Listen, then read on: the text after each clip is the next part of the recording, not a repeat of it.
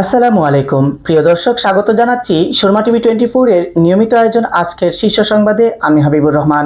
শুরুতেই জানিয়ে দিচ্ছি আজকের দেশের শীর্ষ সংবাদগুলি। আগামী 2026 সালের ফেব্রুয়ারিতে অনুষ্ঠিতব্য জাতীয় সংসদ নির্বাচনকে অর্থবহ, নিরপেক্ষ এবং সর্বমহলে গ্রহণযোগ্য করে তোলার দাবি প্রধান উপদেষ্টাকে জানিয়েছে বিএনপি। ভারতের সঙ্গে 10 চুক্তি বাতিল করা হয়েছে বলে সামাজিক যোগাযোগ মাধ্যমে যে তালিকা এসেছে সেটি সঠিক নয় বলে জানিয়েছেন পররাষ্ট্র উপদেষ্টা মোহাম্মদ তৌহিদ হোসেন। তিনি বলেছেন, যে তালিকাটা ওখানে এসেছে সেটা সঠিক নয়, এর অধিকাংশ এক্সিস্ট করে না। পটুয়াখালী 2 আসনের সাবেক সংসদ সদস্য ও সাবেক চিফ হুইপ আসম ফিরোজ ও তার স্ত্রী দেলোয়ার সুলতানা এবং ছেলে রায়হান সাকিবের বিরুদ্ধে জ্ঞাত আয় বহির্ভূত প্রায় 9 কোটি টাকার সম্পদ অর্জনের অভিযোগে 3টি পৃথক মামলা করেছে দুর্নীতি দমন কমিশন।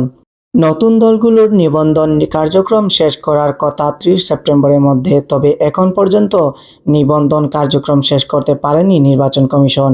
এর মধ্যে ইসির বিরুদ্ধে অভিযোগ তুলেছে নিবন্ধন পাওয়ার দৌড়ে টিকে থাকা মৌলিক বাংলা ও Bangladesh justice and development party. Hazrat Shahjalal আন্তর্জাতিক বিমানবন্দরে সম্প্রতি আগুন লাগার ঘটনা ফ্যাসিস্ট হাসিনার নাশকতার অংশ বলে মন্তব্য করেছেন বিএনপির চেয়ারপারসনের উপদেষ্টা কাউন্সিলের সদস্য ও ডাকসুর সাবেক পিপি আমানুল্লাহ আমান। প্রিয় দর্শক, এতক্ষণ শুনছিলেন আজকের দেশের শীর্ষ সংবাদ। এবারে থাকছে আন্তর্জাতিক শীর্ষ সংবাদগুলি। 5 বছরের জন্য কারাগারে পাঠানো হয়েছে ফ্রান্সের সাবেক প্রেসিডেন্ট নিকোলাস সারকোজিকে। নির্বাচনী প্রচারণার তহবিলে লিবিয়ার প্রয়াত স্বৈরশাসক মুয়াম্মার গাদ্দাফির অর্থ ব্যবহার ষড়যন্ত্রের অভিযোগে দোষী সাব্যস্ত হয়েছেন তিনি। এই অভিযোগে তার 5 বছরের কারাদণ্ড শুরু হয়েছে। ফ্রান্সের প্রেসিডেন্ট ইমানুয়েল ম্যাক্রো গাজায় মানবিক ত্রাণ সরবরাহের পথগুলো অবিলম্বে পুনরায় চালু করার আহ্বান জানিয়েছেন। ইউক্রেন যুদ্ধ নিরসনে রাশিয়ার প্রেসিডেন্ট ভ্লাদিমির পুতিন ও মার্কিন প্রেসিডেন্ট ডোনাল্ড ট্রাম্পের মধ্যে প্রস্তাবিত শীর্ষ সম্মেলনের জন্য কোনো সুনির্দিষ্ট সময়সীমা নেই বলে জানিয়েছে রাশিয়া। এর ফলে আলোচনা চূড়ান্ত করার জন্য দ্রুত প্রস্তুতিমূলক বৈঠকের আশা আপাতত ফিকে হয়ে গেল।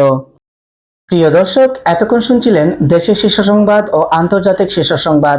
এবারে থাকছে খেলাধুলার সংবাদ। মিরপুরে সময় যত গড়ায় উইকেট ততটাই স্পিনারদের জন্য সহায়ক হয়ে ওঠে। আজও তার ব্যতিক্রম হচ্ছে না। 20 ওভার পর্যন্ত অনেকটাই ক্যারিবিয়ানদের দখলে ছিল ম্যাচ, তবে মাত্র 2 ওভারের ব্যবধানে স্পিন ঘূর্ণিতে ম্যাচের নিয়ন্ত্রণ নিয়ে নিল বাংলাদেশ। বাহরাইনে বসেছে যুব এশিয়ান গেমসের 3য় আসর।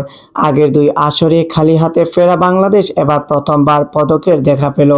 আজ মঙ্গলবার কাবাডিতে শ্রীলঙ্কা নারী দলকে হারিয়ে পদক জিতেছে লাল সবুজের প্রতিনিধিরা।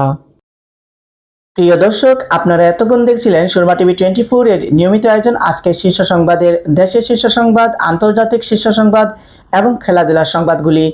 পরবর্তী শীর্ষ সংবাদ দেখার আমন্ত্রণ জানিয়ে আজকে এখানেই বিদায় নিচ্ছি। আল্লাহ হাফেজ।